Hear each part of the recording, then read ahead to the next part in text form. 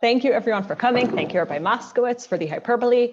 I wanted to start actually. I wasn't sure if you guys like to take questions in the middle, at the end. What I'm gonna do is try to get through as much of the material as possible and then leave time for questions at the end, but it goes without saying, if anything is pressing in the middle, just interrupt me at any point. So I wanted to start by sharing a song. We made Aliyah, it's gonna be now 7 years in the summer. And I remember very, very clearly, can you guys see, someone just shake their heads if you could see the sources? Yeah, okay.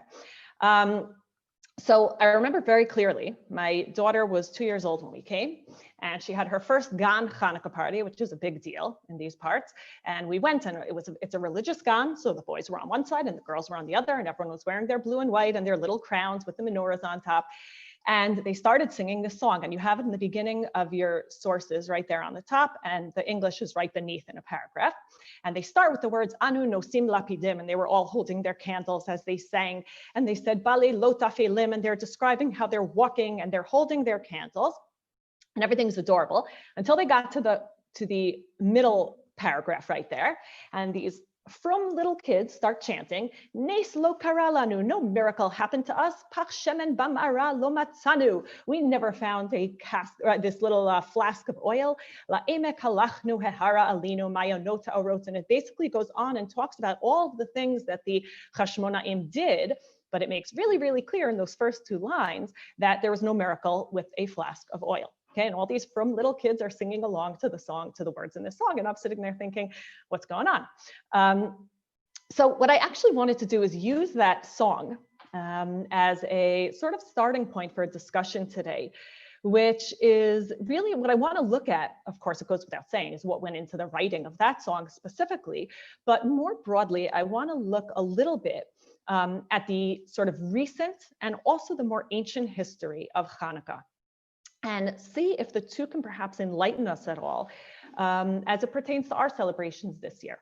So I think that for many of you, and I'm just going to be flipping through the sources as we look at them here. So what's interesting is that really from the beginning of the organized Zionist movements, already in the late 1800s, one of the things we see in a lot of the writings, in the earliest Zionist writings, is the renewed importance of the holiday of Chanuka, right? We know that there were clubs and associations that were named after the Chashmonaim or the Maccabim, and Chanuka was almost chosen by the early Zionists as this sort of preferred time to hold conferences and parties.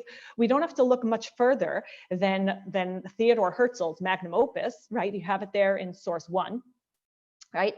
He says, and this is at the very, very end of his work, he says, and what glory awaits those who fight unselfishly for the cause. Therefore, I believe that a wondrous generation of Jews will spring into existence. The Maccabeans will rise again, right? And he goes on, let me repeat once more my opening words. The Jews who wish for a state will have it. We shall live at last as free men on our own soil and die peacefully in our own homes, etc., etc. And you can read the rest on your own. Worth reading the whole book. And what's interesting really, if we look at how the early Zionists sort of gravitated towards the holiday of Chanuka, or sort of the prominence that they gave it, is particularly interesting when we compare it to the other holidays within the religious Zionist movement that were set aside or sort of consciously ignored, really, we could even say. We think about Rosh Hashanah and Yom Kippur, they were completely neglected in the early Zionist movement, right? And on the surface, it makes sense, because what we find really is that the holidays that were strictly religious were sort of intentionally, we could say, neglected, but other holidays like Chanuka that could be explained as fitting into the new national narrative were drawn into high relief and became really prominent fixtures within the movement. If you think about Shavuot, for example, if you come to Israel, even still today, the non-religious families that celebrate the holiday of Shavuot don't celebrate what we think of, which is the right Matan Torah, the time where we receive the Torah. But it actually it's sort of a throwback to the biblical holiday of Shavuot. It became an agricultural festival where they celebrated the land and the bounty of the land. Okay? So in a similar vein to Shavuot, Chanuka really became associated with the notions of identity and the national rights of the Jews to the land of Israel. Right? And I'm sort of just going to be really scratching the surface and painting very, very broad brushstrokes today. But if we look at how Hanukkah was used really as a proponent of the early Zionist narrative, okay, in terms of how the holiday was reworked, what we find are nuances even within the different ideologies of the different camps. So you have, for example, you're going to have the heroic deeds, right? Or specifically what we begin to see is the ways in which the heroic deeds were depicted and spoken about reflect the lens through which the narratives about Hanukkah were being told. So you have the labor movement, let's say, on the one hand, right? And what they do is they add a social element to the holiday story. So they talk about how the Hashmonaim were simple peasants who were liberated from the foreign rule and from the exploitation by the Jewish priests and the capitalists. Right? The labor movement focuses on the Hashmonaim who were fighting against the high priesthood that were enriching themselves at the expense of the people. Okay, now for those of us that are familiar with Second Temple history, the high priesthood certainly was exploiting the people. But what's interesting to us is that the labor movement chooses to focus on that aspect of the revolution. Okay. If we look here, you have actually in your source, I'm just going to move it up to the top of the page so it's easier for you to see. Max Nordau, who was writing here in early 1900, right? He glorifies Bar Kokhba. He says Bar Kokhba, he refers to him as a hero who never knew defeat and who embodied the Jewry that is steeled in war and is enamored of weapons. So Bar Kokhba becomes the hero of the Zionist movement, right? Many of you are familiar with the youth movement called Beitar. Beitar was Bar Kokhba's last stronghold. Okay? And under the underground organizations, right? We don't even have to talk. There are obviously examples within the revisionists and the labor and the Haganah and the Irgun. But if we go all the way to the extreme of the undergrounds of the Lehi, for example, I'm not going to read the source inside because I just don't want to run out of time. I brought a lot of sources for you tonight. But if you look in source, if you look right there in source 3, there's a portion from the book of Maccabees that speaks about the episode where Matityahu, right, the father of Yehuda Maccabee, was speaking in shul, and you have it there bolded in the middle of the sources. It says, when he finished speaking, a Jew came forward, and in front of everyone, he began to offer a sacrifice on the altar, right, according to the king's commands. And of course, it was outside of the Beit HaMikdash, and so it was prohibited. And when Matityahu saw him, the words in the Maccabees, it says, when Mattathias saw it, he burned with zeal and his heart was stirred and he gave vent to his righteous anger and he ran and killed him upon the altar. Okay, and he tore down the altar, thus he burned with zeal. And it talks about essentially how Matityahu killed an innocent man or a man that he believed not to be innocent in the middle of the shul in Modi'in because he believed that he was what he was doing was blasphemous. Lehi, okay, the underground, if you sort of, again, I don't want to call them being careful with the language I use, but the organization Lehi, okay, would quote this story from the book of the Maccabim as a means of reminding their critics of Matityahu and how he was able to kill those that offended the Jewish way and those that offended really the concept of Jewish sovereign, okay? So what we see in these early years of the Zionist movement is sort of picking and choosing various aspects of the Hasmonean revolt that tapped into and enabled them to articulate their goals. Okay. Now it goes without saying, and I'm curious if any of you are sort of thinking along these lines. It goes without saying that while the heroism of the Maccabim, right, was being played up by the early Zionists, the reason for the revolt, right, namely freedom from Hellenistic religious persecutions, was patently ignored in most of these early writings. Okay, and so as someone actually once wrote, and I thought it was a brilliant way of articulating it, they said that the Hasmoneans appropriated the early Zionists appropriated the form, but not the content of the war of the Hasmoneans. Okay. And again, it's not just that the religious components were ignored. What we see in the movement, in the early Zionist movement, is really a pushback against the religious components of of what they imagined might exist in the Jewish homeland. And so if you look, for example, in source 4, okay, this is written in 1893, okay, and the author Shlomo Jonas says, we recite in that prayer, Okay, he's talking about the tefillot we talk about with on Chanuka. He says, you fought, you judged, you avenged, you delivered. But who brought all of these things? Who did all of this? Who was the emissary of the Lord? Who was the man of the battle? Where is Judah the Maccabee who defended his brothers with his sword and bow? Judah the Maccabee might as well have never existed for all his mention in this prayer.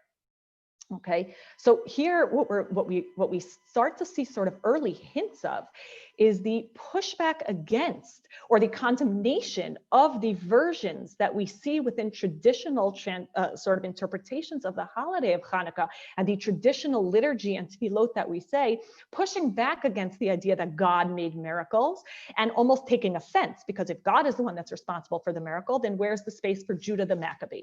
Okay, I'll read you, if you look very interestingly in source 5, okay? And again, there's something very, very striking and really poignant about the way this author writes. He says, and there's an article, by the way, it was published in 1911, okay, by a socialist Zionist. His name is Zerubbabel. And what he's looking at really, and the context in which he's writing, what he's addressing, is what he sees as the dichotomy between the martyred Jews of the diaspora, right, the helpless victims of the pogroms, which the early Zionists sort of looked at with disdain on some level, versus what he sees as the new Jews who bore arms and fell in defense of their homelands. Okay, and these new Jews that Zerubbabel is talking about here, he sees them as the ones renewing the heroic traditions of the Hashmonaim and of the insurgents against the Romans. And he talks about Modi'in as the symbol of activism and courage. I'll just read it inside because it's a really powerful quote. He says, those responsible were the passive Torah bearers who carried the name of God on their lips, but whose hearts were far from every feeling of freedom and liberty, right? So he's sort of creating this sense that there's a conflict between believing in God, but then going to your death passively. He says, martyrs are evoked at times of weakness. Heroes are emulated at a time of courage and action. The Hasmoneans did not make do with prayers. The Biryonim is another word for the zealots that existed in the late Second Temple period, did not expect miracles. They shed their blood for people's freedom. Meron or Modi'in, which is stronger? Modi'in is the center where the Maccabean revolution began. Which will triumph, which will determine the course of our current history. Okay, so again, you see this very, very sort of sense of pride, sense of the notion that the future of the Jewish people lies in the people that are willing to pick up their sword or pick up their gun and fight for the fate of the Jewish people and not passively wait for history to sort of play itself out and take its course, okay? And what's interesting is that, you know, we get a sense, by the way, sorry, I want to read one just because I'm speaking in I mentioned broad brushstrokes. Not everyone, right? It's not that all the early Zionists sort of had this extreme view of religion. There's actually voices within the secular Zionist movement that spoke out against the extreme attempts at erasing religion. And one example I brought here in source 6, Burl Katzenelson. It's actually, the context is a fascinating story. There was a debate in the mid-1940s regarding Jewish pig farmers in Israel. And he was not a religious man, Katzenelson, but he spoke, he quoted the legend actually from Hasmonean times about, if you remember, there's a fantastic story in the book of Maccabees where they wanted to bring a pig for a sacrifice within the Beit HaMikdash. And the pig stuck his foot into the wall and the wall shook. And according to Chazal, that sort of, you know, was the harbinger of what was to come with the destruction of the temple. And so Katzenelson, in his article, when he's discussing the idea that there would be Jewish pig farmers in the state of Israel, he actually, again, sort of took the opposite stance. And he said, how shall we tell, I'm in source 6 up on top, how shall we tell our children about the selfless devotion of Hannah and her 7 sons, if for the very cause for which they were killed has no meaning in our own way of life? Okay, so again, there's lots of different voices within this discussion and within the sort of attempts of these early writers. But what we see essentially, right, if we sort of break it down to its really, really basic components, is a clash between two approaches or two ideologies, really worldviews, that can be seen in which the early secular Zionists were writing and speaking, and sort of hitting up against the way the religious rabbis of that period spoke of the way in which the holiday was being celebrated. So if you look source 7, for example, it says, and this is by one of it's an anonymous. We don't know where the source is from, but it was from an early Zionist rabbi in 1903. He says, the actions of the Zionists who magnified the festival of the Maccabees and augmented their strength and power. And this is a truly great mistake. Okay, so now the rabbi is basically reacting to everything I brought in sources 1 through 5. He says, for under natural conditions, they were incapable of winning the war, and they were victorious only because they were completely just men and sought with selfless devotion to save our sacred religion. Okay, so what you see here is sort of the clash of ideologies playing out in the two camps between how they understood the story of the Maccabim. What the Maccabim became in our collective memory was so important in these early years when we were trying to define again anew what the identity of the Jewish people living in the Jewish homeland was going to look like. Okay, so going back to my daughter's Gan party, right? It's not just that they didn't acknowledge, right? It's not just that the song doesn't acknowledge a major component of the holiday, right? Or certainly what we think of when we think of the holiday of Chanuka, right? Namely the miracle of the oil and the attributions to God for the military victory. But it's that the song itself makes note of the miracle of the oil and then openly belittles it, right? It says, we did what we did with our hands and we got dirt under our fingernails and there was no miracle of the oil. Okay, because the composers of that song believed the miracle of the oil to be sort of this salient example of the passive approach which characterized the traditional diaspora Jewry, the helplessness, the impotence that they perceived in the exiled Jewry that they resented, that they looked down upon, was sort of almost summed up, or I would say the oil became almost symbolic of that passive approach of waiting for God to do miracles instead of picking up a rifle and fighting. Okay. Now, I'll say, as religious Jews, it's always easy to look at those that reject religion with our noses up in the air, right? And to sort of to make judgments. I think that on some level, at least the way I understand it, and I could be wrong, I think that it's not so much about rejecting God as much as, well, I'll say it like this. I think it's less about writing God out of history and more reflective of millennia of the cumulative exilic experience in which so many of these Jews that cared so much about Jewish identity felt that God had removed himself from history. There was a collective trauma over millennia of Jewish history, of Jewish abuses, of Jewish, right, of murder, where Jews felt that God had removed himself. And so that concept, I think, is what fed into the revolution. It wasn't about we see God, but we're going to reject him. It was God has not been here for us. And so now we need to take on the mantle of responsibility and stop waiting around passively like sheep to the slaughter for miracles to happen. Okay. Now, all of that being said, right, I want to put the interpreters of the Hashmonaim aside, right? Because the early Zionists were essentially taking the story of the Hasmoneans and interpreting it for their specific polemics or the rhetoric that they felt was important.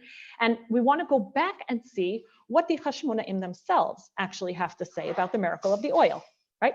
So what's fascinating is that if you actually go to the first book of Maccabees, you have it there on source 9. I'm going to skip the beginning. There's really there's more than 2 books of Maccabees. I'm really including only the first 2 because they were the ones that were essentially written as close to, or essentially contemporaneous with, or as close to the events as possible. The later books of Maccabees were written later on, and so they're less sort of eyewitness debates. In the first book of Maccabees, I'm going to skip down to the end. It talks about how they were able to defeat the Greeks and they renewed the sacrifices in the Beit HaMikdash.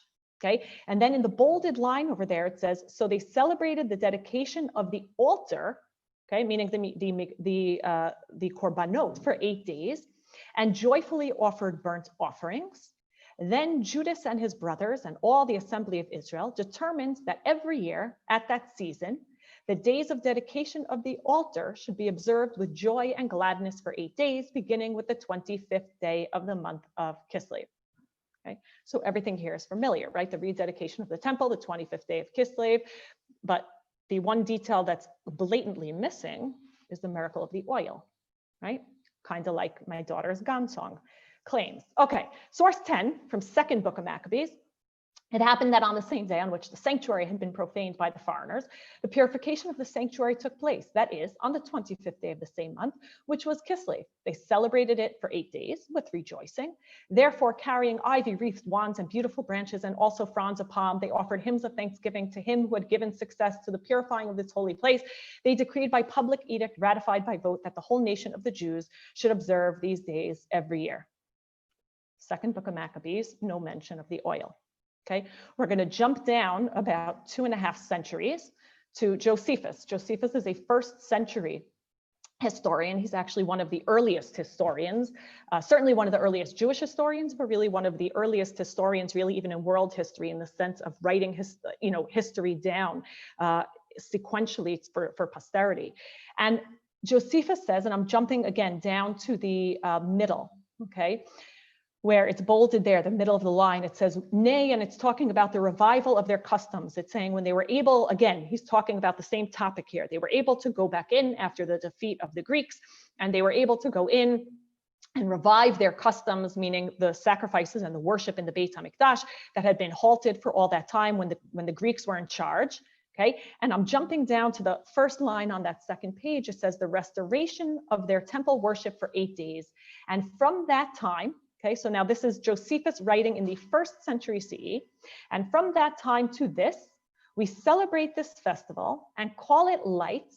I suppose the reason was because this liberty beyond our hopes appeared to us, and that thence was the name given to that festival.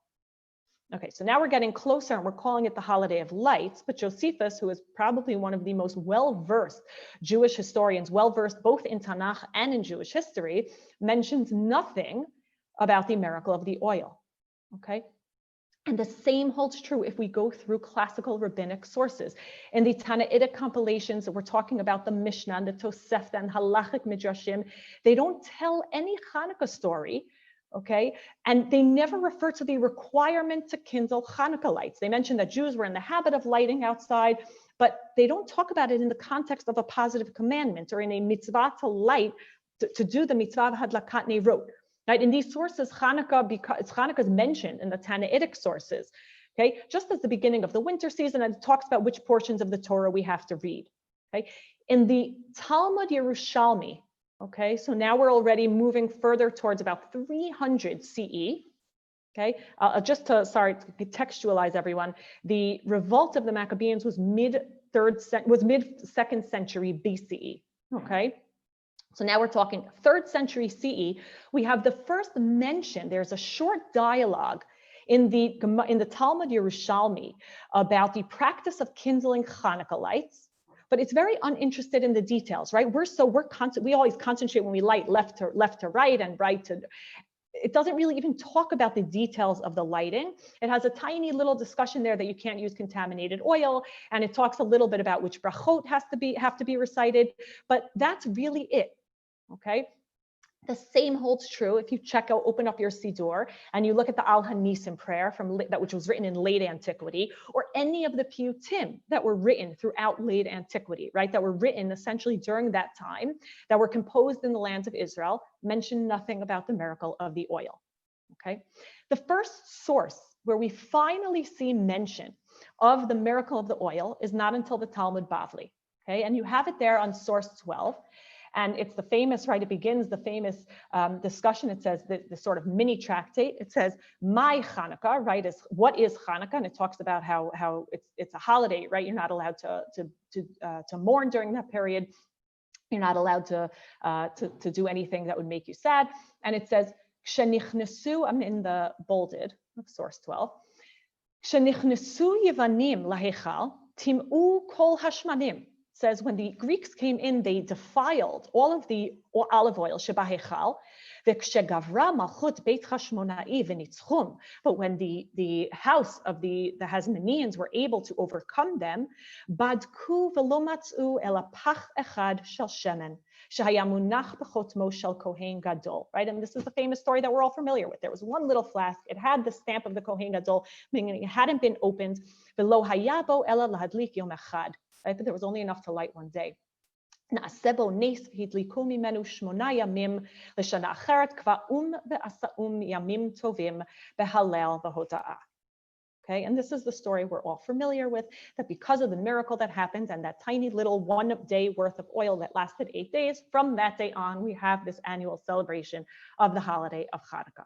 Okay, so the question is really obvious, right? Which is, why in the period of the Talmud Bavli does the story suddenly become a really important piece, right, of the holiday story, of the memory of Hanukkah? Why does it suddenly, it's ignored for all these years beforehand, and then suddenly it's sort of drawn into high relief in the period of the Talmud? So I think that really the answer to that question is actually comprised of 2 different issues that dovetail, really, essentially. And in order to sort of understand where Chazal are coming from, we have to remember that when the Amoraim, or what the Amoraim were really contending with, when they were writing their Chanukah accounts, the Amoraim, don't forget, are writing in the 3rd to the 6th centuries of the Common Era. Okay, so they're writing, and sorry, I'm going to give you a little timeline. I'm going to draw it here in the air. Okay, so you have the Maccabean revolt in the last 2nd century BCE. The first Beit HaMikdash was destroyed in 70 CE. So the temple was destroyed, and that was the first Jewish revolt. And in the mid 130s CE of the Common Era, okay, so another 60 years after the destruction of the Beit HaMikdash, we have the failed Bar Kokhba revolt. Okay, so now fast forward, and you have the Tanaim and the Amoraim writing about Hanukkah in the wake of these centuries of failed Jewish revolts, of the destruction, of the really just the disaster when Bar Kokhba failed, when Bar Kokhba's revolt failed. We know from the coins that were minted during the years of his revolt, he saw himself as the inheritor of the Maccabean tradition, but when his revolt failed, he brought major disaster upon the Jews living in Roman Palestine. And it not only led to the death of thousands of Jews, but the carnage wreaked by Bar Kokhba revolt, they say, was worse than when the temple itself was destroyed. The Romans came in, they razed the city of Jerusalem to the ground, they banned the Jews from entering. Right? They gave, if you remember, if any of you have seen that coin, they renamed Jerusalem Alia Capitolina, right? And they built within it a temple dedicated to the god Jupiter, among others. Okay, so, and that's, by the way, when the Jews move from the center of Jerusalem, when they move up to the cities of Caesarea and Tzipori and Tiberia, and until modern times, Jews never returned to reestablish Jerusalem as a thriving Jewish city from that failed revolt until modern times. Okay, so the sort of fallout of the idea at the end of the Second Temple period and in the 60 years following that the Jews could pick up arms and they could be successful the way the Hasmoneans were, failed miserably twice. Okay, and so when we look at the Chazal writing in the aftermath of those failed results, we have to imagine that the rabbis were trying to consciously distance themselves from the Hasmonean associations, because the talk of the Maccabim really, I'm sorry, I keep using the words Hasmonean and Maccabim, I keep switching them up, I'm conflating the two, but they're, for today's discussion, that's okay. But what we talk about when we think about them really is insurrection and militaristic periods in Judean history. And so the rabbis consciously tried to separate themselves from the concept of revolt as an ideal, okay? But if they were draining, right, by distancing themselves from the Hasmonean heroes, essentially what they were doing was draining the holiday of meaning, right? It meant that they also needed to infuse it with new meaning, okay? And they needed to infuse it with meaning that would resonate with the Jews that were now living in exile for over 2 centuries. Okay, and I think that's those are the two sort of flip sides of the same coin. On the one hand, the rabbis that survived the revolt and were building up communities in the north of Israel, in Alexandria, Egypt, in Rome, in what was left of the Babylonian community, were trying on the one hand to distance themselves from the concept of revolt as an ideal, and at the same time had to infuse the holiday with this newfound meaning. Okay, so the question is, right, going back now to looking at the way that the miracle of the oil was defined. Why is that story? Why is that narrative, right? Why is the memory of that miracle and the way that it's told, how does that infuse the meaning that Chazal so felt the people during those centuries so badly needed to hear? Okay. And I think what's fascinating is that if we actually break down, again, you could look back, I have those sources still open on source 12. If you look back at the account, there's really three elements, okay? We always talk about the miracle of the oil, but we break it down. There are specific aspects of the miracle that the Gemara focuses on, okay? The first aspect is the finding of something that was hidden away, right? They didn't just walk in, they were rummaging through the debris, trying to find that thing that was hidden under the debris, okay? And of course they were able to find it, right? And then with it, they lit the menorah. And the menorah became the symbol of what was rededicated. If you remember, if you go back to the books of the Maccabees don't mention the menorah. The books of Maccabees talk about the altar as what needed to be dedicated anew. They talk about these sacrifices that became the focal point. Chazal move away from sacrifices, they move away from the altar, and the symbol for the renewal of the dedication or the rededication of the Mikdash in Chazal's storyline is the menorah, okay? And the third aspect of that narrative is the fire, right? The oil was what was found, the pure oil, but the oil really was just necessary as fuel for burning the fire, and the fire burning for as long as the Jews needed it. And what's really, really fascinating is that if we go back into Tanakh, for each component, there are precedents in Tanakh that echo in this version that the Talmud brings down, okay? I'm going to start, if you look in source 13. Source 13, it talks about a really fantastic story. This is in the days of Yoshiyahu. Yoshiyahu was one of the last, really the few righteous Judean kings. And he was king in the probably 640 to about 610, okay? And Yoshiyahu, one of the last kings, he appears on the scene after a protracted period of social and religious deterioration within the land. If any of you remember the names of these, kings that are, go down in infamy in Jewish history, we have Menashe, we have Achav. Yoshiyahu comes after those kings and he decides to clean the land of foreign worship. Okay, and as part of his religious revolution, one of the things he does is he cleans out the temple. Okay, in the process is what you have, source 13, right up there. Okay, it's in the middle, it's in Melachim Bet, it's towards the very end of Melachim Bet. It says, Vayomer Chilkiyahu HaKohen HaGadol Al Shafan HaSofer. Right, so these are the Kohen Gadol, and there's a scribe in the Beit HaMikdash cleaning out, and they say, Sefer HaTorah Matzati Beveit Hashem. Okay. Now, matzati, meaning it was hidden under there. It wasn't that you don't leave a Sefer Torah hanging around, right? The Sefer Torah must have been under the debris, under the piles of things. And it says, Vayitain Chilkiyat HaSefer El Shafan Vayikraehu. And he hands this portion, whether it was a full Sefer Torah or a piece of it is not entirely clear, but he hands it to the scribe to read. Okay. And in the story, they take the text to the prophet Huldah, who interprets the text, and she clues them into the meaning and the significance. And essentially what Huldah does when she reads this text, and that's why most Mefarshim assume the text they found was from Sefer Dvarim, she essentially reads what we have to assume is tochacha, right, a sort of rebuke of the people. And she reads from the text of the Torah that was found, and she enables them to see what they did wrong. Okay, and so what we have in the story of Melachim is something tangible, right? Something that remains, that can draw from the past. And essentially, after she gives the rebuke or repeats the rebuke that's found in the Torah, Yoshiyahu cleans everything out. And he has this, again, as I mentioned, this religious revolution, and it culminates in the celebration of the holiday that had been ignored for all those decades. Okay, so we see this motif of something lost from a bygone era and something found that leads to this religious revolution. We have something very, very similar, and I'm not going to read it inside, just because it's, yes, I can actually. No, I don't have it. I have the Aramaic portion. It's in chapter 6 in Perek Vav in Ezra, the story of Ezra. This is already 2.5 centuries later, during the rebuilding of the Second Temple. So now we're in the mid-400s BCE.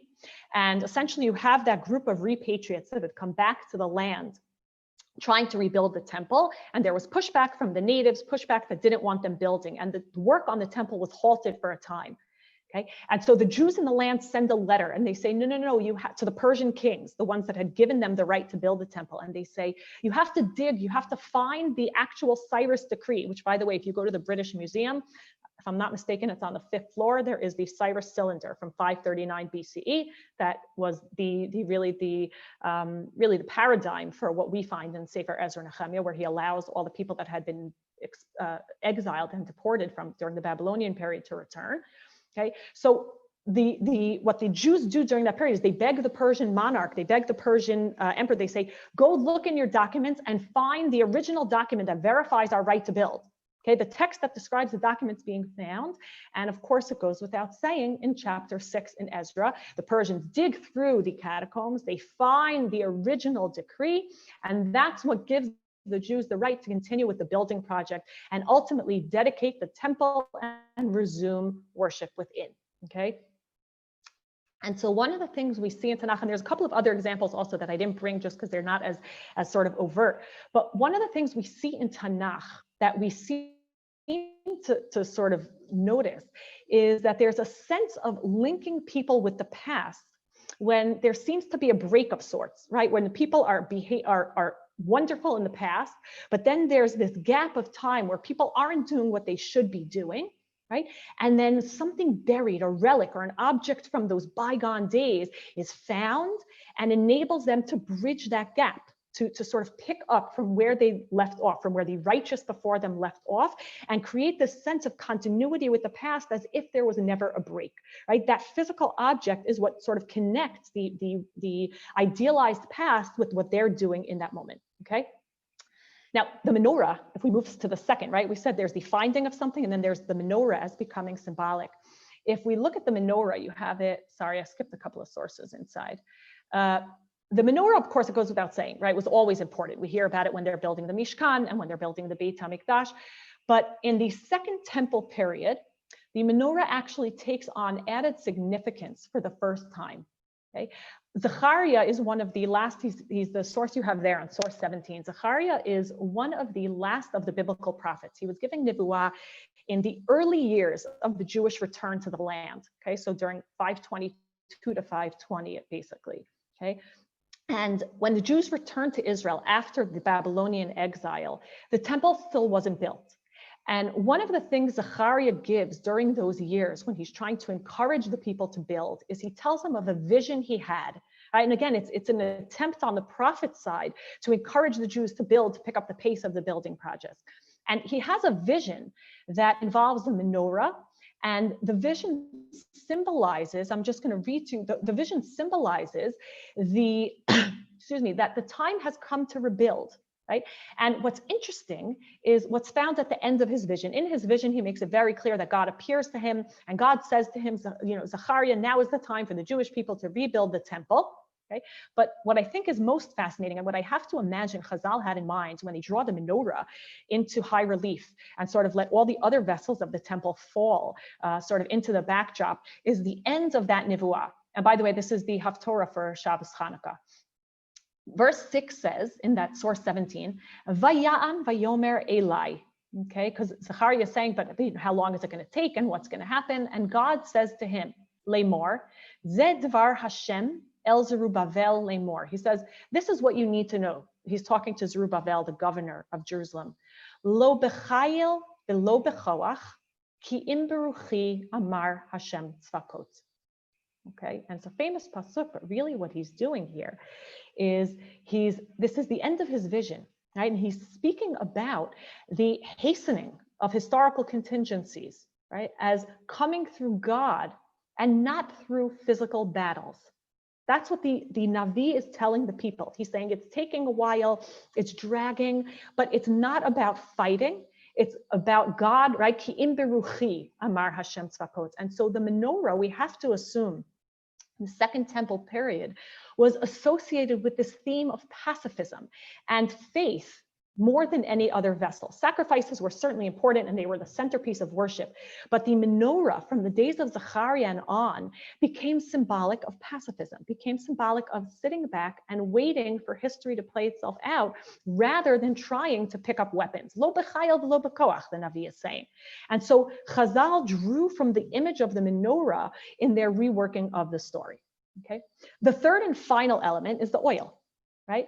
And again, I think we sometimes get stuck on the oil because it talks about the flask of oil. But regardless of how much oil there was, right, it was the fire that kept burning. Right. That was important. Oil was just the fuel for the fire that stayed lit in the menorah.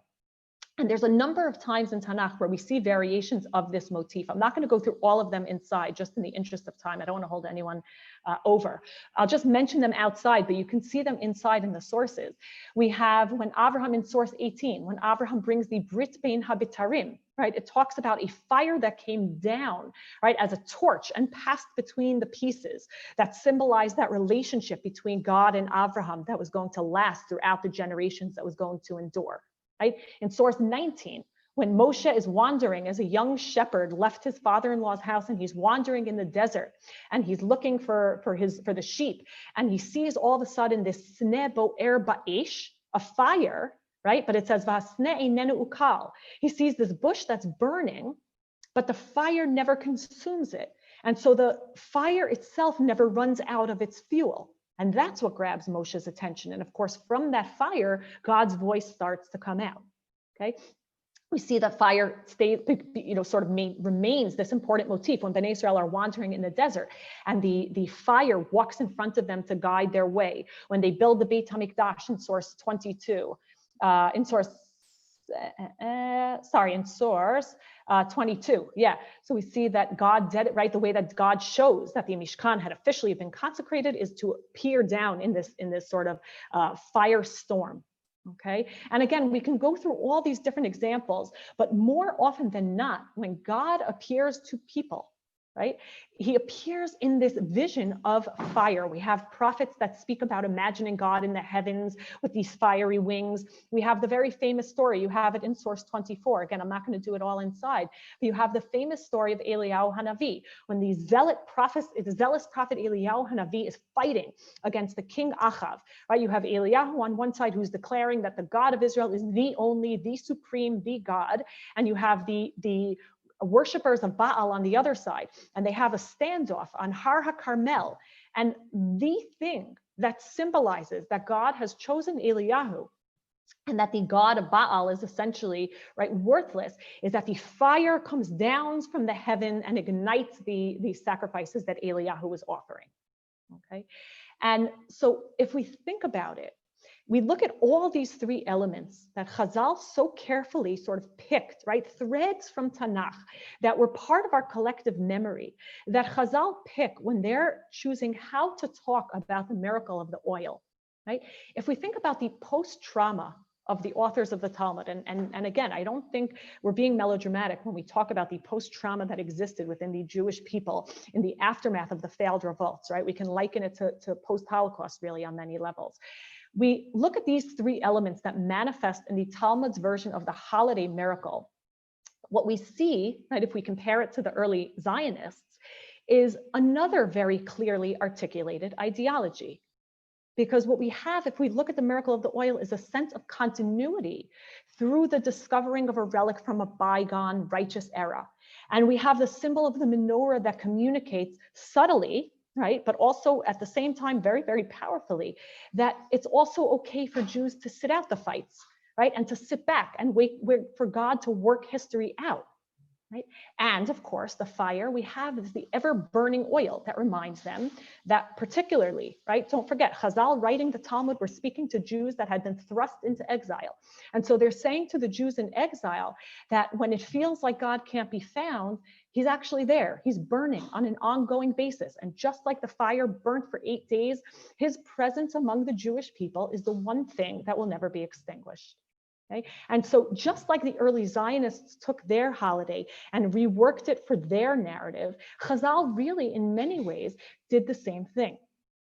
So I just, in conclusion, I think every religious, right? We talk about history and we imagine that there's this, this thing called objective history. There's no such thing as objective history, right? Every religious, national, social movement at some point decides what to remember from the myriad of events that happened in the past.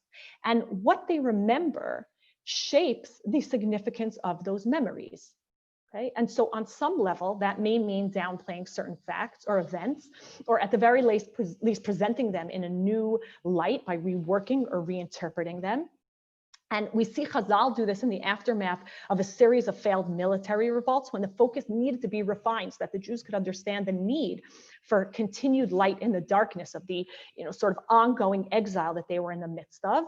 And then fast forward 2,000 years, we see the early Zionists do this when the problematic elements, and problematic in quotes, of course, from the Hasmonean revolt were ignored or played down.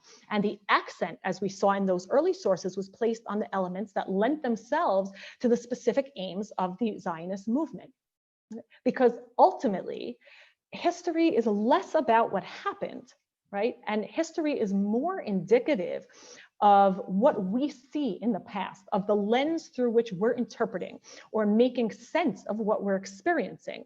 And really, in a lot of ways, I think, and this is one of the most important things I think to remember whenever we study history, is that what we say history was is really indicative of what we are articulating about where we are and where we want to go from here. Right? And that's, I think, what we're seeing when we look at what we would call, I guess, the history of interpretation of the holiday of Chanuka. So, I think what's fascinating for me, when I reflect on that Gan story, which was my first year living in Israel, is that I think we're finally in a place after 2,000 years where we can take pride equally in our ability to stand up for ourselves, for what we believe in, and for our right to live like Jews in our homeland.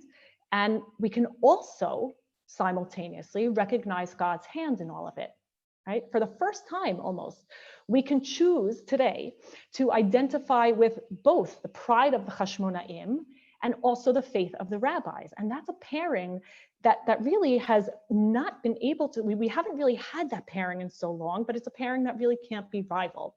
So I think this year, as we stand around our Chanukiot and we recognize the depth and the soul of our tradition, and we take time to reflect on the idea that really, no matter what history throws our way, what the secret, I think, to Jewish longevity has been our ability to find faithful and inspiring ways to remain standing against the harsh winds of change and persecution. And at the same time, right, we can celebrate that we no longer have to shy away from conflict, and we no longer have to accept what the nations of the world decide right on our behalf. Right? And that's really thanks to the work of the early Zionists.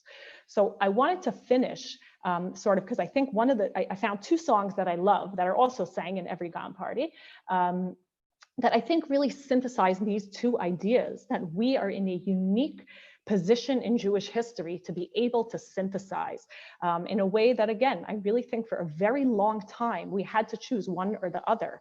So I just want to finish up with these two songs that I think are beautiful. And maybe you could think about these as you stand around your menorahs this year. It's on these last two sources. It's at the beginning of the page. Okay, now you have to imagine adorable little kids with their candles and their homemade crowns. And they sing the songs Kad Katan, right? This tiny flask, Shmona Yamim Shamno Natan. This tiny flask gave its oil for 8 days. Kol Ha'am Hitpale Me'elav Hu Mitmale, right? The whole nation they were just in wonder. They were in shock, and they were filling up, right? The fact that it kept refilling itself. And it talks about how everyone gathered together. And then the chorus is Gam Kol Yeled Kat, right? Just like that Kad, every young child, Ya'amod Kazeh HaKad, should stand up like that little flask of oil.